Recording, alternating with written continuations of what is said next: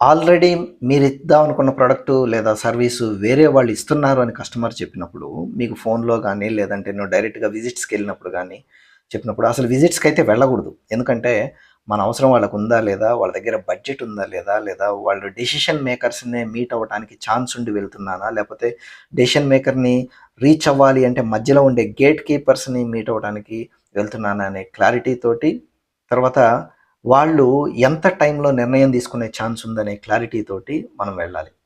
ఒకవేళ వెళ్ళారు, వెళ్ళిన తర్వాత వేరే వాళ్ళ దగ్గర ప్రొడక్ట్, సర్వీస్ తీసుకుంటున్నాం అని చెప్తే, వెంటనే సరే అండి, వీలైతే కలుద్దాం.